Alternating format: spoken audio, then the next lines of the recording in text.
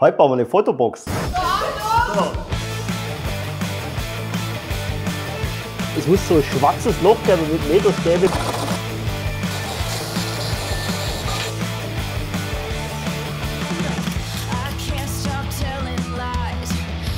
Es ist einfach die komplette Wohnung voll mit Kisten.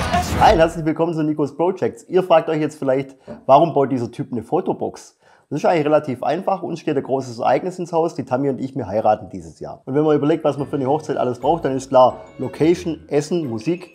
Aber es sind auch noch eine Menge Kleinigkeiten, wie zum Beispiel eine Fotobox.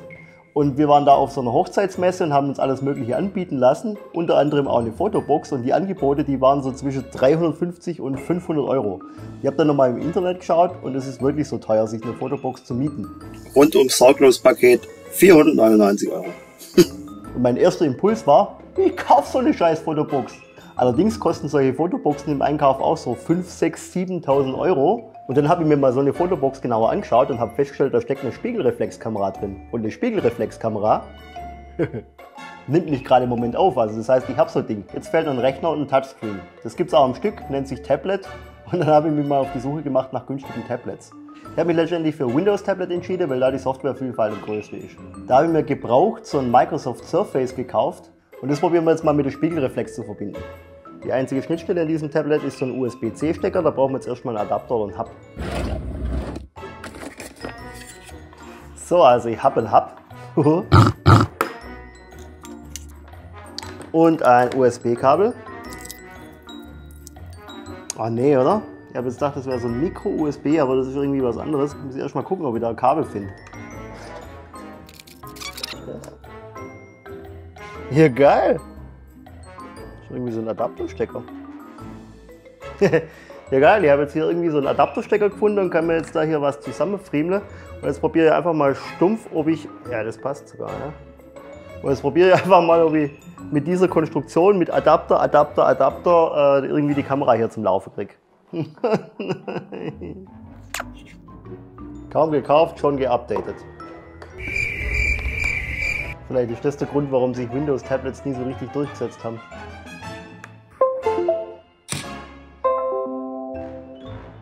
Jetzt ist ja schön, dass das funktioniert, dass die Kamera erkannt wird. Jetzt brauche ich aber irgendwie noch so ein Stück Software, damit ich das Ganze an der Fotobox nachher bedienen kann. Und da gibt es eine ganze Reihe an Möglichkeiten. Ich habe mir da ein bisschen eingelesen. Aber die stabilste und gleichzeitig auch mächtigste Software ist von Breeze und nennt sich Breeze Booth. Und hier gibt es auch sogar die Möglichkeit von einer 15-Tage-Testversion. Und das probieren wir mal aus. Ich habe jetzt hier Breeze Booth auf meinem Tablet installiert. Und wenn ich das öffne, dann werde ich jetzt erstmal aufgefordert, hier so einen Registriercode einzugeben. Wenn ihr dann die Software tatsächlich kauft, dann bekommt ihr diesen Code zugeschickt und den gebt ihr einmal ein und dann funktioniert das problemlos. Aber mit dieser 15-Tage-Testversion kann man das Ding wirklich komplett testen, es sind alle Funktionen freigeschaltet. Irgendwann fordert einen die Software dann auf, dass man die Kamera connecten soll. Und wenn ich dann tatsächlich mal jetzt meine Spiegelreflex einstecke, dann erkennst du es sogar. Ich habe das dann getestet, damals bin ich noch in einem anderen Büro gesessen. Und das wird jetzt auch tatsächlich die Software, die wir drauflassen auf dem Tablet oder die auf die Fotobox draufkommt. Aber da muss man sich wahrscheinlich ganz schön einfuchsen in das Ding. Das einzige Lästige ist, ich muss gerade immer die ganze Zeit hin und her springen, weil die Kamera, die mich aufnimmt, auch die Kamera ist, mit der ich die ganzen Versuche mache. Die machen wir jetzt gerade auf dem Weg, eine gebrauchte Spiegelreflex abzuholen. Ich habe mir überlegt, erstens mal kann ich ja immer, wenn die Fotobox weg ist, keine YouTube-Videos machen, was ja auch ein bisschen blöd ist. Und zweitens muss ich die Kamera jedes Mal außen einbauen. Und jetzt habe ich für 150 Euro gebrauchte Spiegelreflex eine Canon EOS 600D.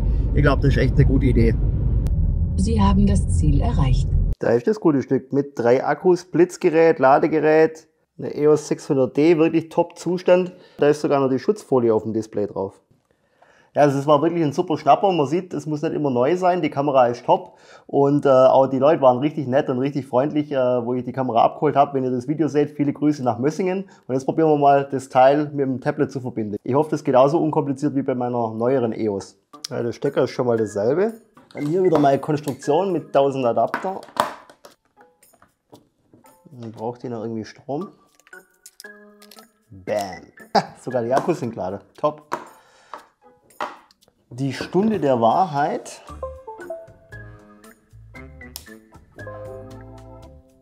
Gerät wird eingerichtet. Jawohl, Canon 600D. Das ist schon mal gut.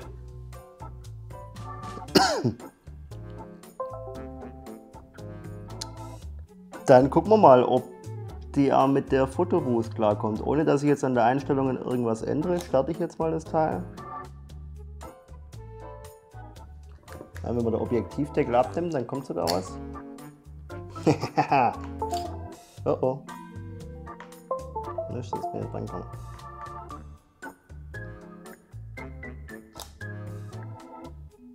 Ja, okay, also die Steckverbindung ist jetzt noch nicht optimal. Da brauche ich noch ein anderes Kabel.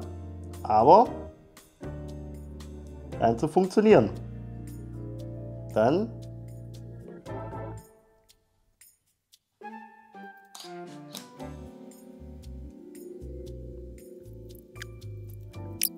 ja geil, das funktioniert, das bauen wir ein. Also das Konzept scheint schon mal zu funktionieren. Ich kann mit meinem Tablet die Kamera steuern und habe da diese Photobox-Software drauf. Jetzt fehlt noch ein bisschen Zubehör, zum Beispiel ein Blitz. Da weiß ich noch nicht, ob ich das hier verwende oder so einen Studioblitz. Ich tendiere aktuell zu so einem Studioblitz, weil der einfach, wenn es mehrere Leute sind, die Szenerie besser ausleuchtet. Dann brauche ich einen Drucker, wo das Ganze ausdruckt. Da muss ich einmal nochmal schauen, was ich da verwende. Und allerlei Kleinigkeiten. Das bestelle ich mir jetzt alles, weil wenn alles da ist, dann weiß ich auch, wie viel Platz das Ganze einnimmt und wie die Kiste aussehen muss, die ich da drumherum bauen muss. Shopping Time! Die erste Anschaffung, das wird ein Drucker und da muss man jetzt erstmal überlegen, was für ein Drucker. Ich habe da zwei in der engeren Auswahl. Die Drucker, die ich in der engeren Auswahl habe, die gibt es beide bei Nordfoto. Nordfoto hat eine riesige Auswahl an Drucker und Zubehör. Da gucken wir jetzt mal schon rein. In der Kategorie Thermodrucker sind es gleich die ersten beiden. Und zwar einmal den Canon Selphy CP1500 und den Citizen CX02 Kompakt. Man sieht natürlich schon direkt, der Unterschied schon allein am Preis ist gewaltig. Aber gucken wir uns mal die Auswahl näher an. Der Preisvorteil ist beim Canon natürlich relativ offensichtlich mit einem Preis von knapp 130 €. Und er ist relativ klein und handlich. Allerdings waren das auch die einzigen Vorteile und er hat aber einige Nachteile. Und zwar braucht er, um ein Bild auszudrucken, 41 Sekunden. Und das Farbband muss immer nach 36 Ausdrucken gewechselt werden. Und außerdem kostet ein Bild 29 Cent. Während der Citizen CX02 eine Druckzeit von nur 8 Sekunden pro Bild hat. Die Farbe bzw. das Material muss erst nach 400 Ausdrucken gewechselt werden und der Preis pro Bild liegt bei 14 Cent. Natürlich hat auch der Drucker Nachteile. Zum einen ist natürlich der gewaltige Preis, der kostet ja gut das 10-fache von dem Canon und der Drucker ist mega schwer, der wiegt 14 Kilogramm. Aber die Nachteile beim Canon sind einfach so groß, dass es absolute K.O.-Kriterien sind. Wenn ihr schon mal bei einer Veranstaltung wart, wo es eine Fotobox gab, da bilden sich ja oft richtige Schlangen davor. Und wenn man dann 41 Sekunden warten muss, um ein Bild auszudrucken, dann dauert das einfach ewig. Das zweite K.O.-Kriterium ist, dass man nach 36 Bildern die Farbe nachfüllen muss. Also ich muss alle 36 Bilder irgendwie da an der Fotobox was fummeln, geht auch nicht. Deswegen der Citizen, da dauert das Bild 8 Sekunden und ich habe 400 Bilder im Magazin, bis ich was machen muss. Dann würde ich sagen, warten wir mal auf das Paket von Nordfoto. Ein Riesenpaket. Ja, packen wir das gute Stück mal aus. So. Verbrauchsmaterial. Leere Schachtel. Und der Drucki. Heieiei, das Ding ist ja arschschwer.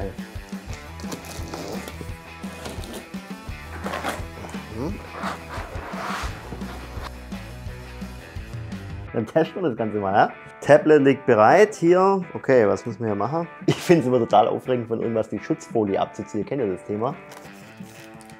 Spannung.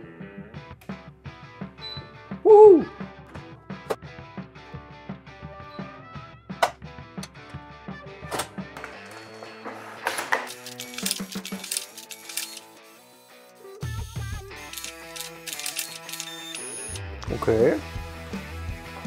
Hat sich beruhigt jetzt. Also offensichtlich schneidet er erstmal hier so 1, 2, 3, 4, 5 Dinger ab. Aber er sagt grün und keine Fehlermeldungen mehr. Klingt gut. Dann schließen wir jetzt mal das Ding ins Tablet an und gucken, was passiert. Ja?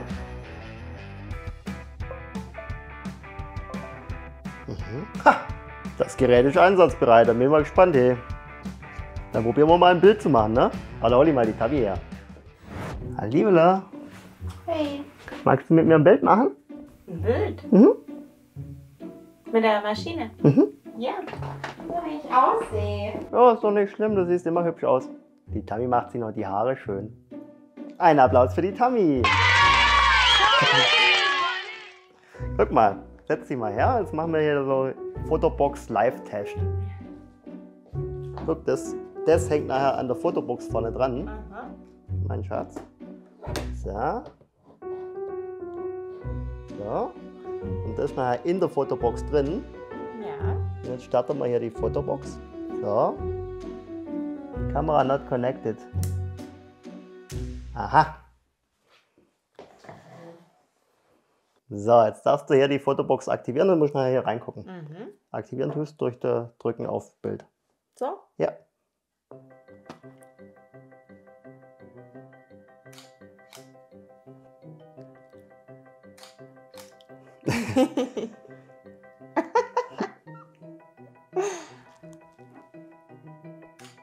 Noch mehr.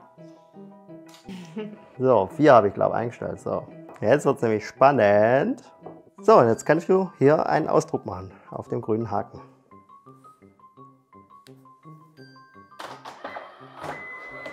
Uah.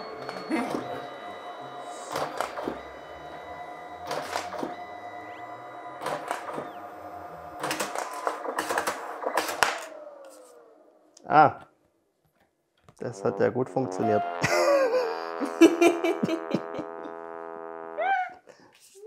Hey, super. Ich habe dann einfach nochmal ein bisschen in der Einstellung gesucht von Breeze. Und der Fehler war relativ einfach. Ich hatte einfach kein Preset ausgewählt. Also das heißt keine Anordnung, wie die Bilder da gedruckt werden sollen. Ich habe dann einfach mal so eine 4er-Anordnung rausgesucht. So, dann probieren wir es nochmal. Start Fotobooth. Du darfst es starten, mein Schatz. 3, 2, 1. Spannung.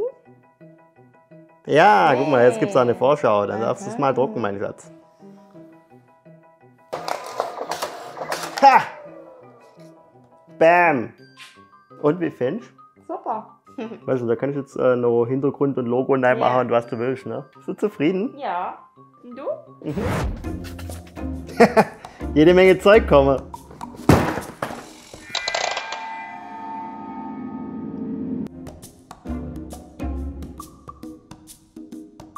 So, jetzt haben wir alles auspackt. Meine Fresse, was für eine Sauerei. Gundi hat recht. Nachdem jetzt mal alle Komponenten feststehen, die ich einbauen will, übernehme ich das jetzt alles ins CAD und dann überlege ich mir eine Form. Aber ich habe da schon eine Idee.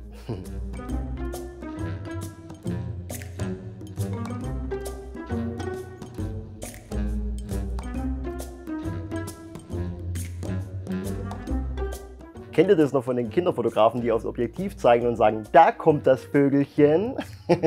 Und deswegen habe ich mir überlegt, ein Vogelhaus wäre doch verdammt cool.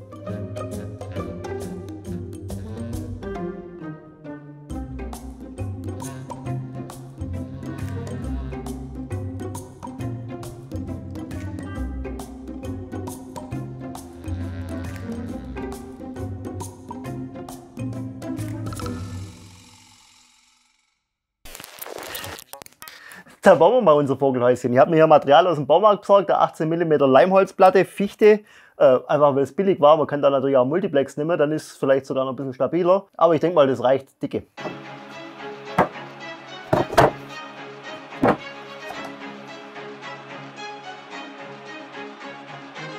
Ich will es anzeichnen und ich suche mal wieder einen Meterstab. Das ist unglaublich. Ich glaube, ich muss 100 von den Dingen kaufen und ich finde keinen. Verschwindet die eigentlich bei euch auch immer in so einem schwarzen Loch? Ich habe das Gefühl, es muss so ein schwarzes Loch geben mit Meterstäbe, wo Millionen von den Dingen drin sind.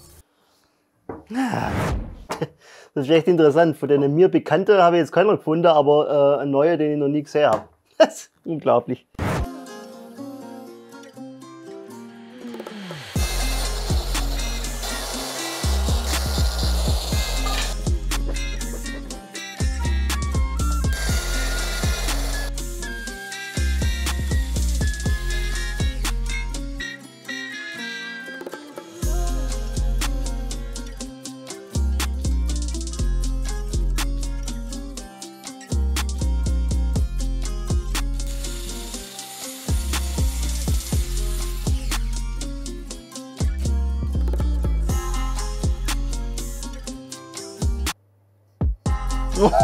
Geil, Mann!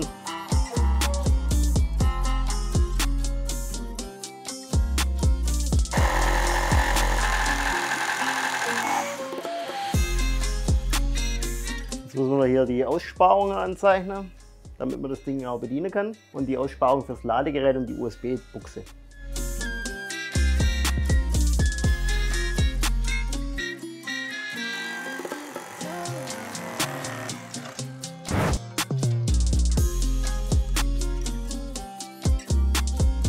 Dieses Loch da fürs Objektiv zu bohren, hatte ich endlich mal wieder Grund, mir ein neues Werkzeug zu kaufen. Und zwar ein Ding, das habe ich schon seit Jahren immer mal wieder bei Truppe und Co. gesehen.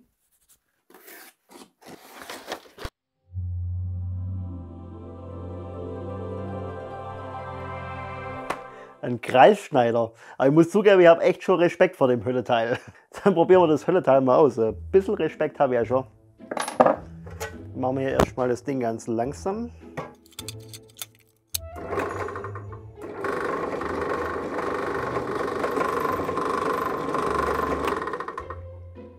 Ein bisschen skeptisch bin ich schon, aber zig andere YouTuber haben sich ja nicht umgebracht mit dem Teil.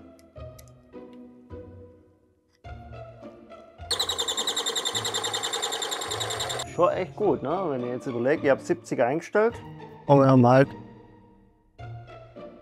70 Durchmesser. Das ist echt gut. Ja, also das hat ja schon mal recht gut funktioniert. Jetzt habe ich allerdings ein Problem. Das Loch im Giebel, das muss an eine Stelle, wo ich mit meiner Bohrmaschine gar nicht hinkomme. Das Gute allerdings ist, dass ich ein ziemlicher Maschine-Junkie bin und ich habe, das habe ich euch noch gar nicht erzählt, vor etwa einem Jahr schon mal eine Bohrmaschine gekauft, die ich aber immer noch nirgends hier aufstellen kann. Deswegen steht die jetzt noch hier unten auf so einem Wägelchen, weil das Vieh auch einfach so schwer ist, dass ich das nicht alleine hochheben kann. Auf dieses Wägelchen, das ich mir da provisorisch zusammengeschraubt habe, habe ich es auch mit einem Kran draufgehoben. Ja, und da steht es jetzt seither. Jetzt muss ich mir halt irgendwie hier kniend dran machen, hier die Löcher so zu bohren. Ich muss, glaube ich, demnächst mal ein Video mit Maschine-Updates machen, weil die Bohrmaschine kennt ihr noch nicht. Dahinter steht auch ein Neuzugang. Mache ich demnächst mal ein Video drüber. So, hier erstmal Drehzahl einstellen. So, dann brauchen wir die etwas dickere Dose. Alles etwas chaotisch im Moment. Oder was heißt im Moment?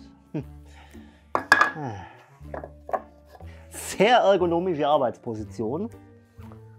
Dann fahren wir das Gerät mal runter.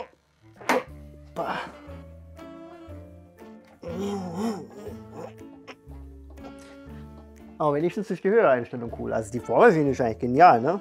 Aber die müsst halt mal auf so einen Tisch. Und jetzt den dicken Drill. Da brauchen wir ein bisschen mehr Auflage und Schuhbinde und ach, was für ein Chaot, was für ein Chaot. Schon genau die gleiche Höhe. Ja, die hat auch mehr Hub und alles, ne? Das ist schon sehr schön. Ein schönes Maschinchen. Das muss man schon sagen. Los geht das. Ach nee, oder? Jetzt läuft die Scheiße links rum. Ach Mann, oh. Sind die Phase hier falsch belegt. Ja, mir bleibt da echt nichts erspart. Schnell umgetüdelt. Ja. Das ist eine relativ einfache Geschichte. Beim Drehstrommotor gibt es ein Rechtsdrehfeld und ein Linksdrehfeld. Und wenn die Drehfelder nicht zueinander passen, dann dreht sich der Motor falsch rum. Und wenn ich einfach zwei Außenleiter tausche, ist egal welcher, dann dreht sich der Motor in die andere Richtung. Ich tausche jetzt in dem Fall L2 und L3 miteinander. Ein paar Sekunden später. So, also entweder geht es hier gleich brutal das Licht aus oder es hat alles funktioniert. Ja, dann bohrt sich gleich viel besser. Die ist so leise, die Bohrmaschine, das ist der Wahnsinn. Kein Lagergerattere. Ah, ich mag sie schon jetzt. Ja, herrlich. Gut, ich schaue Heckler und Kochmaschine, ne? Bei Heckler und Koch weiß man, wie man Löcher macht.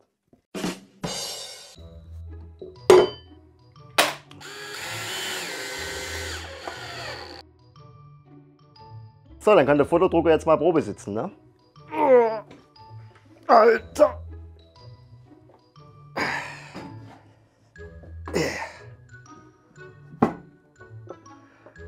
Brutal.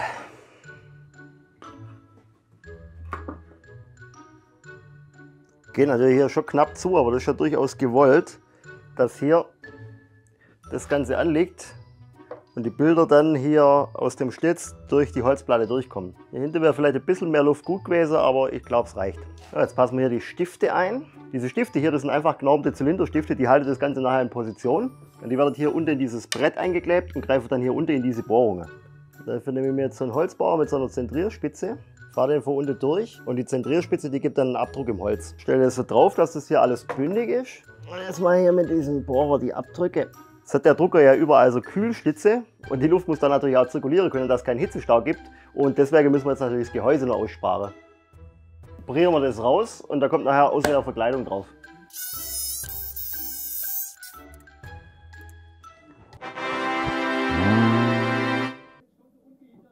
Dann leimen wir mal.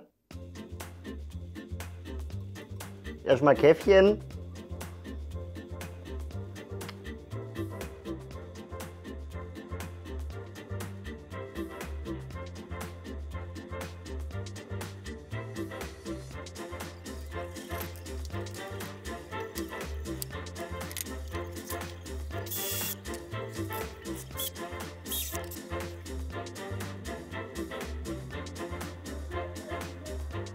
Jetzt braucht die Kamera ja irgendwie Strom, das ist ja nicht sehr praktikabel, wenn man dann Akku drin hat, weil es soll ja der ganze Abend irgendwie funktionieren. Deshalb haben wir hier für die Kamera so Stromversorgung bestellt. Es besteht hier aus so einem Akku-Dummy und der wird unten ins Akkufach eingeschoben. Dann nehme ich den normalen Akku raus und setze das Teil hier ein. Dann gibt es ja extra bei den Canon-Kameras hier so einen Nupsi, den ich aufmachen kann, zum das Kabel rausführen. Die Klappe nehme ich zu und ich habe eine Kamera mit Kabel. So, jetzt befestige ich die Kamera hier auf meinem super gefrästen Holzteil. Und durch das Langloch, das ich da eingefräst habe, kann ich die Kamera noch vor und zurück bewegen und mir nachher den richtigen Abstand einstellen. Dann bauen wir die Kamera hier ein, dann packen wir ein bisschen Leim dran.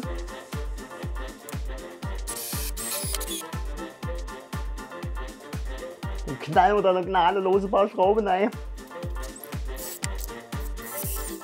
brauche ich das Ganze ja noch irgendwie Strom. Und für die Stromversorgung baue ich diese sogenannte Power-Con-Dose ein. Das ist in der Veranstaltungstechnik ein relativ gängiges System. Das hat den Vorteil, dass wenn jetzt zum Beispiel jemand über das Kabel stolpert von der Fotobox oder am Kabel zieht, dann wird es nicht gleich ausgesteckt, wie jetzt zum Beispiel beim Kaltgerätestecker, sondern das verriegelt richtig. Und zusätzlich hat es den Vorteil, dass im Prinzip jeder Veranstaltungstechniker solche Kabel da hat. Sollte mal so Kabel abhanden kommen oder vergessen worden sein oder wie auch immer.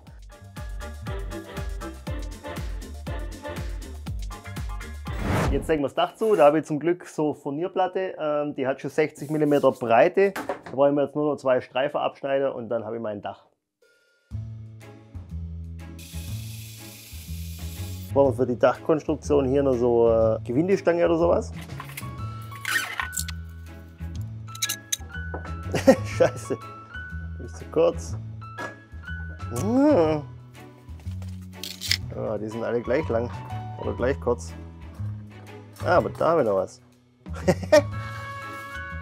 Wer zufällig mein Gewindeschneid-Tutorial gesehen hat, ich verlinke es euch mal in die Infobox, der kennt die Stange bereits. Und die habe ich jetzt noch übrig. Und die passt. Nehmen wir die doch. Jetzt fädeln wir die Dreiecke hier auf. Ich habe extra von der Seite, von der die Gewindestange durchgesteckt wird, die brauchen wir ordentlich angesenkt, dass sich das gut findet. Und darauf befestigen wir dann unsere Dachplatte. Sieht doch schon ein bisschen nach Dach aus, oder?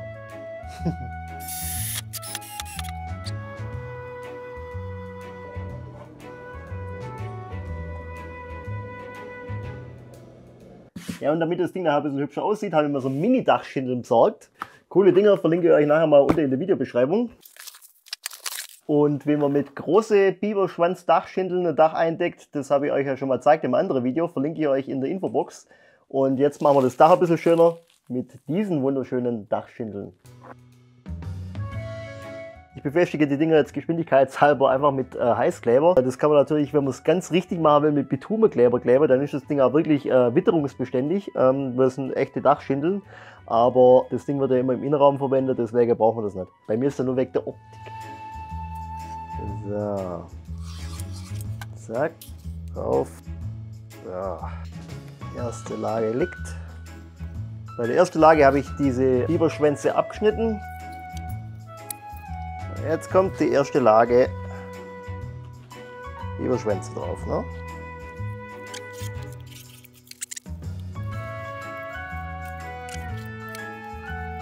Und die zweite Reihe, die versetzen wir jetzt einfach, indem wir hier also einen halben Biberschwanz abschneiden und dann das quasi um die Hälfte versetzen. Und so arbeiten wir uns nach oben durch. Und jetzt kommt natürlich das Highlight. Was wäre so ein wunderschönes Vogelhäuschen ohne einen Schornstein, zumal ich den mit so viel Liebe modelliert habe im 3D-Modell. Deshalb habe ich den natürlich gleich ausgedruckt. Und damit der genauso schön wird wie im 3D-Modell, haben wir hier so Acrylfarbe besorgt, Malerpinsel und so Palette. Oh, bonjour, heute male wir eine Schornstein.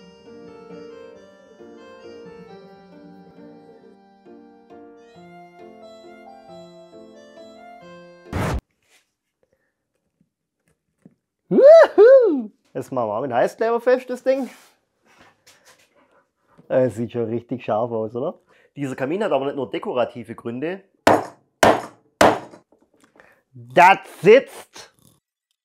Aus dem Kamin ragt so ein Edelstahlrohr raus und an diesem Edelstahlrohr wird der Studioblitz befestigt. Und der Zwischenraum zwischen Edelstahlrohr und Kamin, den nutzen wir, um die Kabel durchzuführen.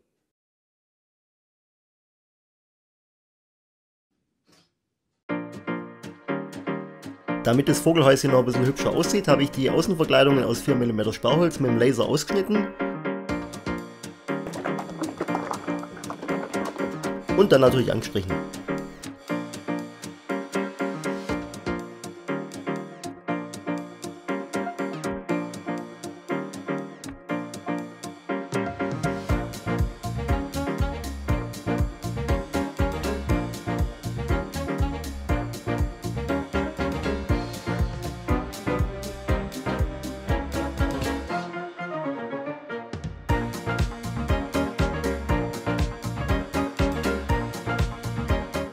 Ja, so sieht das gute Stück mittlerweile aus und jetzt geht es auch schon in die Hochzeitslocation, um die Fotobox für ihren ersten Einsatz aufzubauen.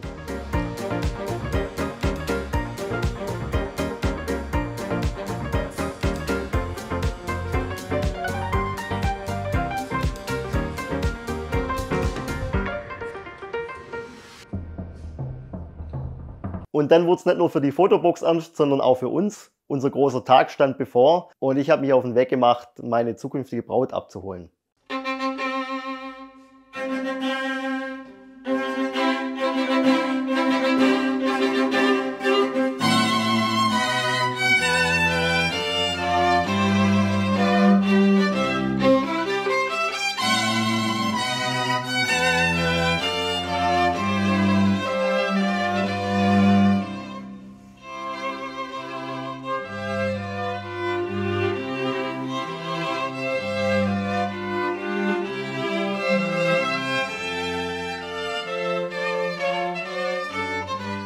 Und die Fotobox war natürlich auch rege im Einsatz. Es wurden sage und schreibe 350 Bilder ausgedruckt. Also hat es ziemlich gut gepasst mit den 400, die sie eigentlich ausdrucken kann.